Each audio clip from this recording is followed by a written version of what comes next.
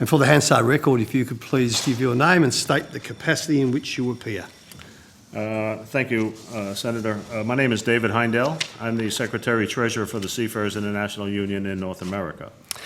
Tremendous. Now I'm going to ask you to give a opening statement, and I'm very keen to hear about the Jones Act, which we could call the McDonald Act. Could we? If you get this through.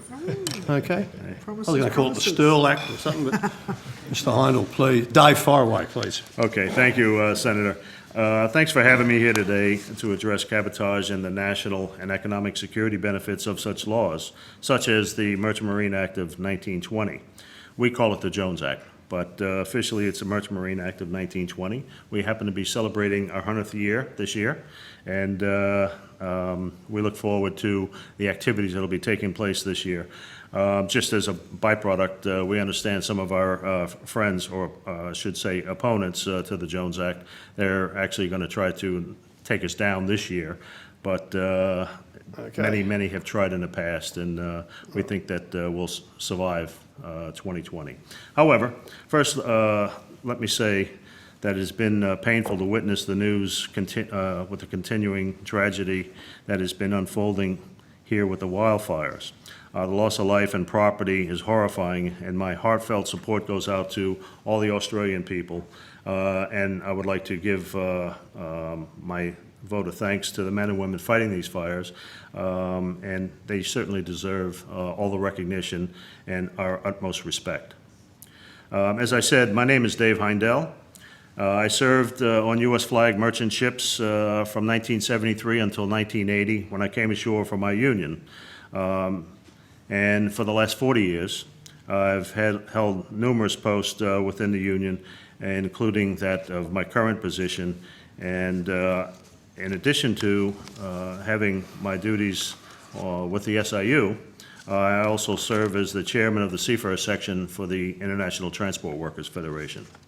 With the SIU, my primary responsibility is for the union's finances, and I work heavily with our national and local officials, as well as the industry, to assure our 22 ports, port offices around the country, that we provide well-trained, physically fit, and qualified personnel for the U.S. commercial fleet, as well as for the U.S. Military Sealift Command, auxiliary fleet.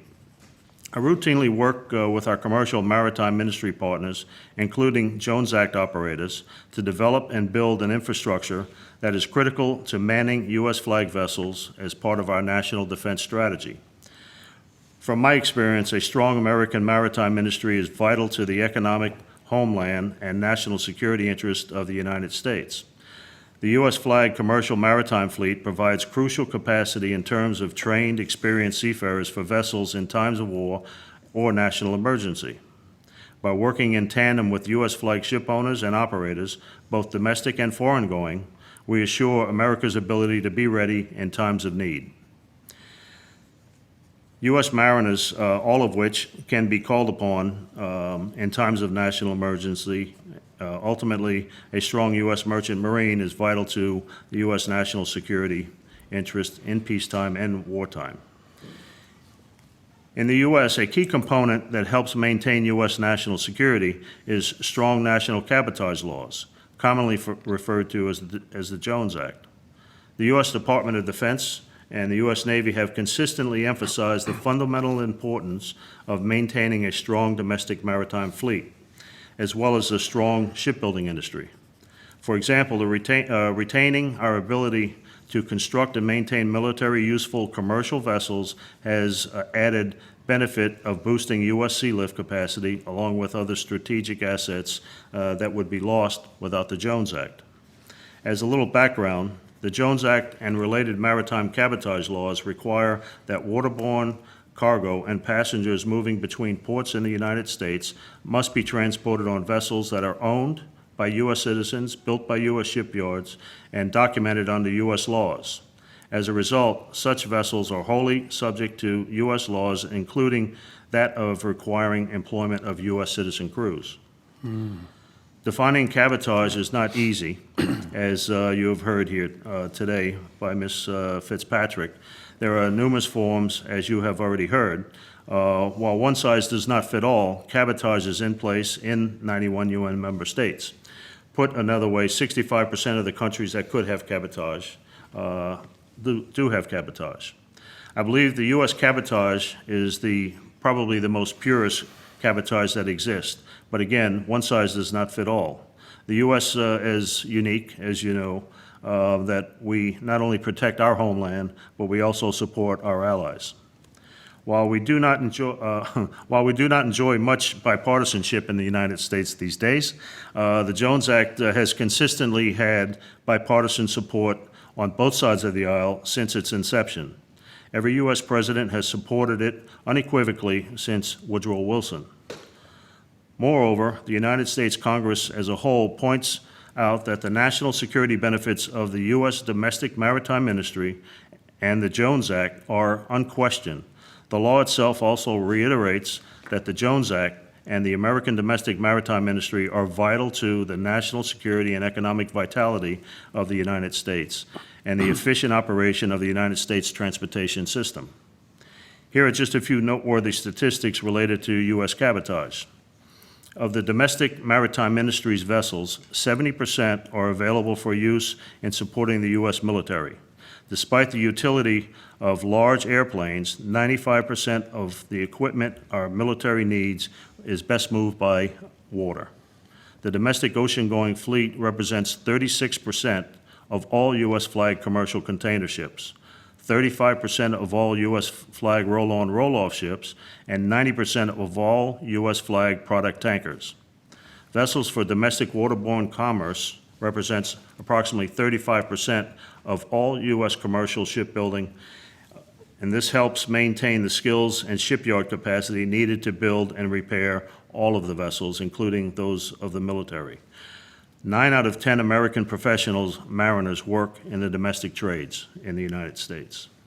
For these reasons, military leaders have urged support for the Jones Act for many, many years.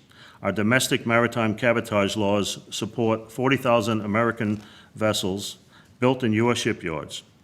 They provide roughly 650,000 sustained American jobs with $41 billion in labor compensation and ultimately contribute $150 billion in annual economic output.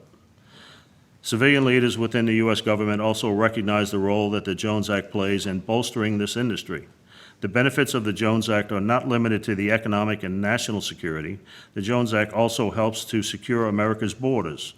With 96,000 miles of coastline and 22,000 miles of inland commercial waterways, America's homeland security is enhanced by the requirement that American vessels operate in full accordance with U.S. laws and with a consistent oversight of the U.S. government. Without the Jones Act, the U.S. Coast Guard and other government entities would be faced with a daunting task of monitoring, regulating, and overseeing potentially tens of thousands of foreign-controlled, foreign-crewed vessels in internal U.S. commerce. As a result, America would be more vulnerable and less secure. Weak cabotage laws would allow foreign-built, foreign-operated, foreign-manned, and foreign-owned vessels to operate on that country's waters and would effectively transfer a core industry to the foreigners. Additional losses would occur from the outsourcing of shipping jobs to foreign nations, fully relying on foreign vessels and crews which operate outside of a particular nation's laws. To provide trained mariners and defense assets would expose such country to undue risk and threaten its national security. In America, our domestic fleet is an important part of our national maritime infrastructure that helps ensure there will be ample U.S. sea lift capacity to defend the nation. American ships, American crews, American ship construction and repair yards, intermodal equipment, terminals, cargo tracking systems, and other infrastructure can be made available to the U.S. government at a moment's notice. At a moment's notice for any national emergency, or even in peacetime. In addition, during a major mobilization, American domestic vessels move defense cargoes within our internal waters to the ports for overseas shipments. As I've said, the American maritime industry is critical to the economic, homeland, and national security interests of the United States. The Jones Act and its related cabotage laws ensure that America has the U.S. flag vessels, the American crews necessary to man them, and the U.S. domestic shipbuilding capacity, as well as the U.S. companies that compose our industry. The weakening of any component of these laws would undermine the foundation upon which the U.S. maritime industry is built to serve the nation's security needs. Ultimately, the United States, like any nation, can only truly count on its own civilian mariners to get troops and supplies to any combat zone. Without U.S. strategic sea lift capability, supported by cabotage laws, U.S. enemies would become emboldened. U.S. commitments would become worthless, and American wars could come to our own shores, said former Transportation Command Leader General Darren McDew. This could be said for any nation, and certainly be problematic for an island nation such as Australia. Further, the economic benefits of having citizen crews contributes heavily to the country and local communities in labor income and sustaining tax base.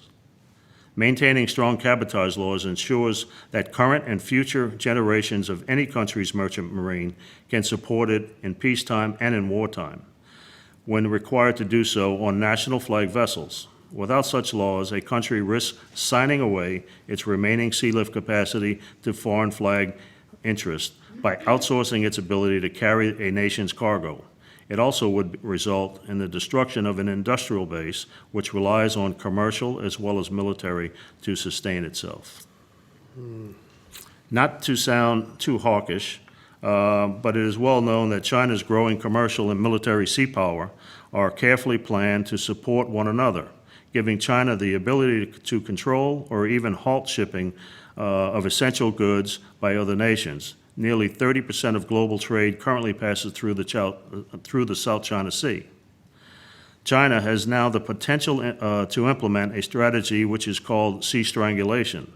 Cutting off the supply of critical military and civilian goods, China could severely damage the U.S. or any economy, threaten our allies, hold our military hostage, and deny critical supplies to Americans in locations without firing a single shot. The same could be said for the Gulf of Hormuz, with Iran's ability to choke off the flow of oil. Take, for example, the recent instance of the Stena Imperio, which seized the British ship and the crew by Iran's Revolutionary Guard, and threatened many other vessels in the area. These potential threats have the attention of our government. I know that the United States is better protected when the military and the domestic industry supported by Jones Act team up to fulfill our defense requirements. And because of U.S. laws, such as the Jones Act, which ensure a strong U.S. merchant marine, the United States' ability to deploy and sustain forces on a global scale is unrivaled. Deploying U.S. flag vessels crewed by U.S. merchant mariners along with American military forces ensures that they receive sustainment at the times, places, and in the quantities that they need.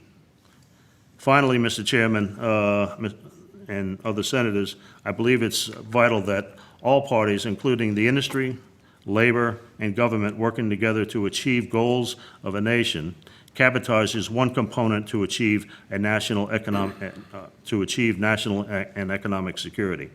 And that pretty much concludes my opening remarks, Senator, and I'll be happy to answer any questions if you have any. Thank you, Dave. I'm still salivating at the thought of having a strong domestic shipping industry that supplements not only training and employment and environment and security and defence force industries is wonderful. But I'll just ask you this, I think I know the answer, I hope not, but why would there be a push to get rid of the Jones Act in North America, or the United States, I should say, sorry? Well, thanks for the question. There's forces in the U.S. that are what we call free traders, and believe that opening up the markets, generally there are people who own foreign flag ships. I would have to say that, but it's their intent to obviously open up a market that they do not have access to today.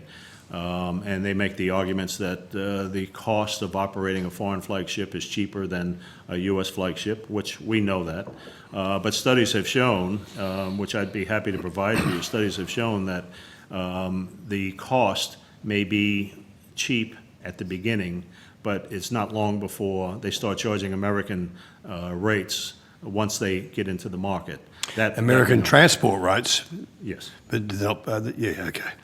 Well, And they're passing it down to their seafarers, and of course not. If they have a foreign flag, if the ability to run a foreign flag ship on the U.S. coast, they're operating within the U.S. domestic market. It's not going to be long before they start charging the rates that the domestic operators would charge. Well, Dave, I'll ask you this question, and I was afraid that was the answer too, but how close an issue is the Jones Act and protecting the Jones Act to the North American export industry, like your growers, your food producers?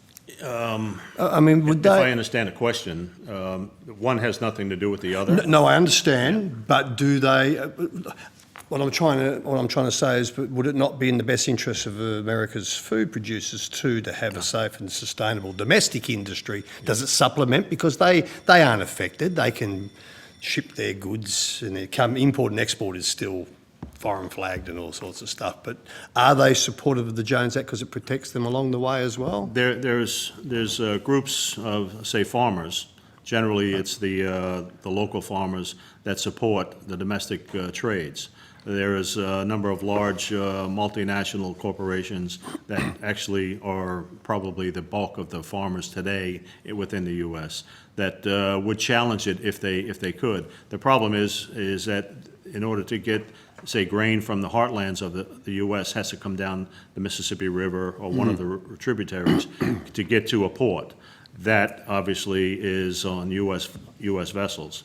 If they were to open up those rivers to foreign flag tugs pushing barges down the river, obviously that causes concerns for, I mean, not just because it's economically unsound to do so for the citizens who work in those communities, but the military, of course, our government and local communities would have to ensure that the people that are operating those vessels are safe and secure and not unfriendly. Yes, of course.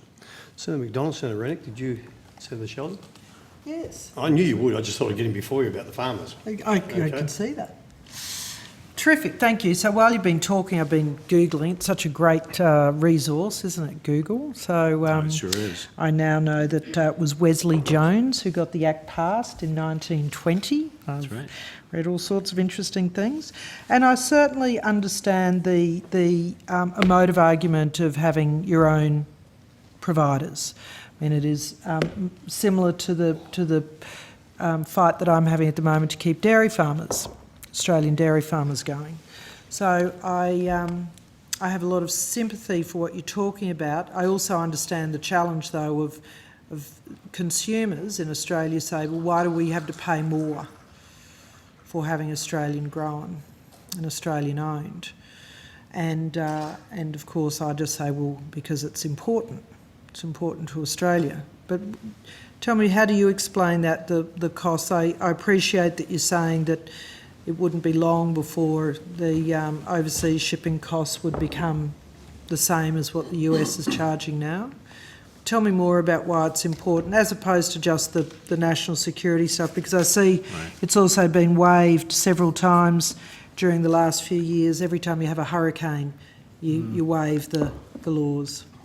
Well, just to pick up on the waivers, we do have the ability to waive the Jones Act. Generally, it's done because we don't have the vessels available, or under a national emergency circumstance, if there's no particular vessel available to move relief goods, say, for instance, they can bring in a foreign ship to do that. Generally, in all practicality, there's enough U.S. flag domestic ships available in times to support, say, relief efforts for within the U.S.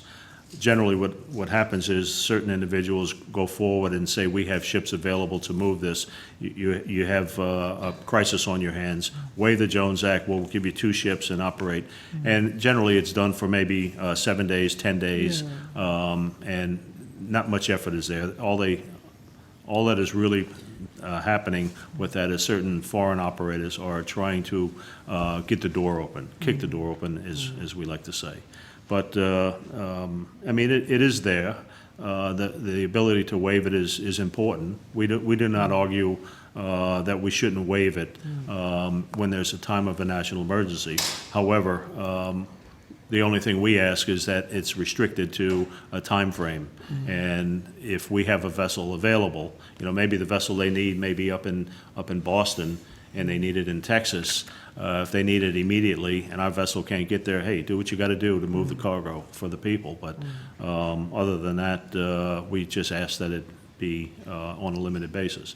As far as the economic side of it, as I said, we have done studies in the United States, and I'd be happy to provide them to you.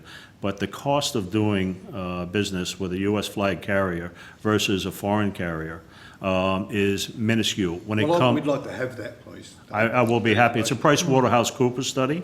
I can certainly provide it to you, or I could give it to Ian, and he could pass it over to you. Have we got a I'd be similar- happy. Sorry? Sorry to interrupt you there, David. Dave, have we got a similar comparison with Australian shipping, between Australian shipping and... For pricing? Yeah, Yes, we pricing. do. The MUA has done a lot of work around that, particularly in the Yep. Running on Empty campaign that Michelle will be able to provide to Yeah, us sure. as well. Okay. I said the rent. Thanks. Yeah. The important thing that I would just say here, the labor cost generally is not the issue when it comes to shipping. It's the taxes, it's the environmental standards that are required by nations such as the U.S. or Australia that generally would not apply to a foreign flag vessel. The wages in general are not the factor.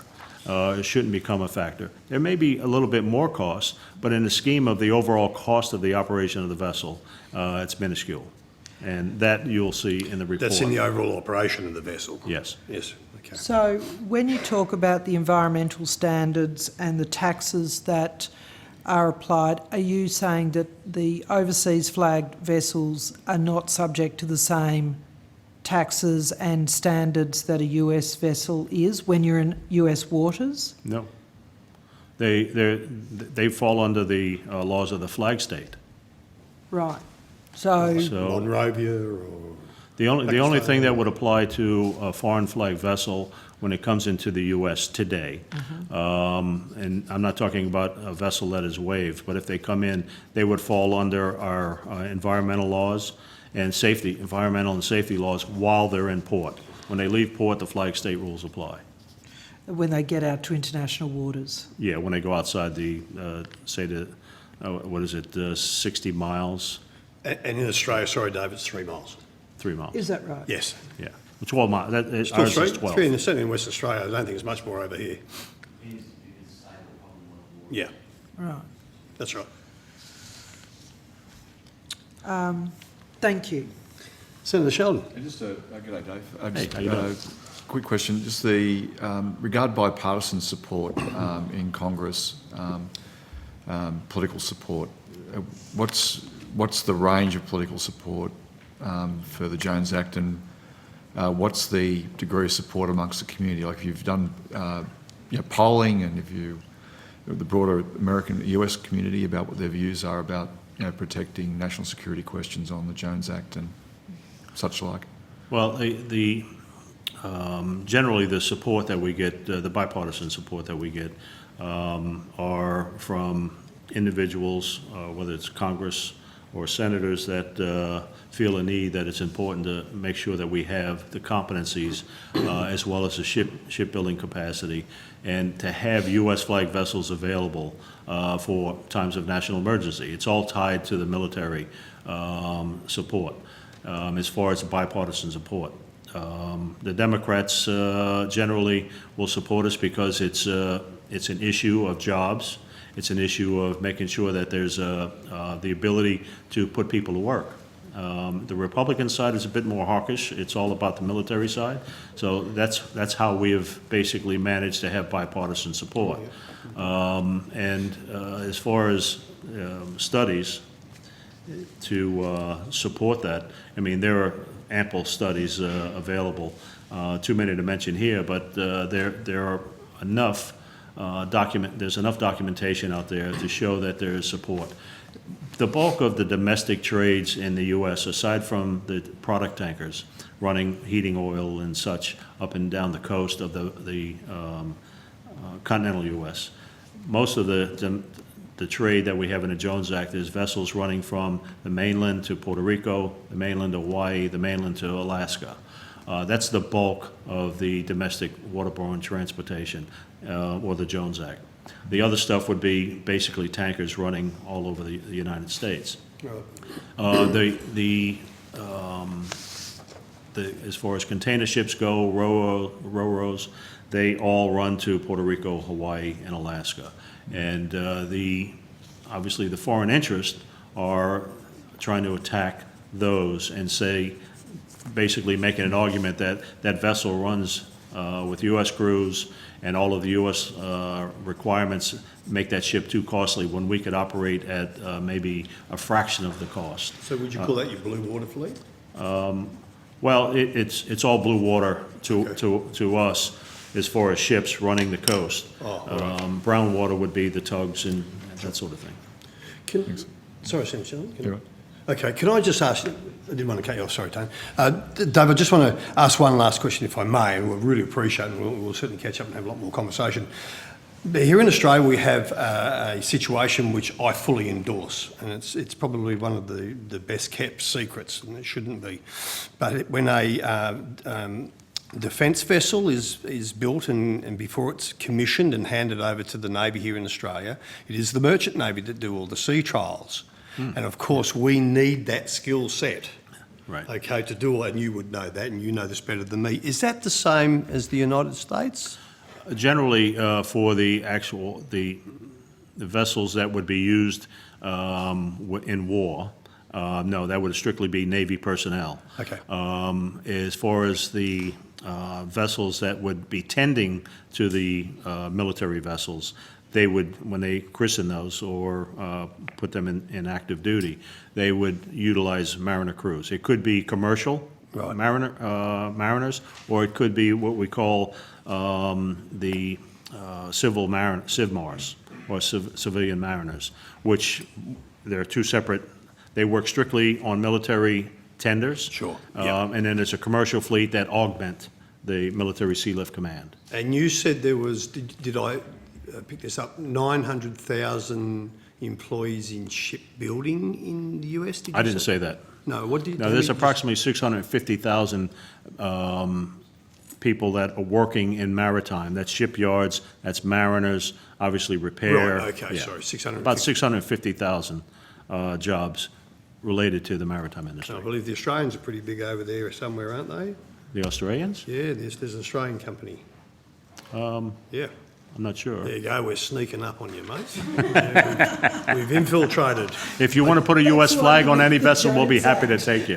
I know the US flag goes, but it's an Aussie company. Is it Aussie? Anyway, I'll think about it. Dave, I'm sorry we had to rush, but thank you so much. That was Thank really you. great. Thank Thanks you. a lot. I'm going to call up Mr. Jim Given from the Seafarers International Union of Canada.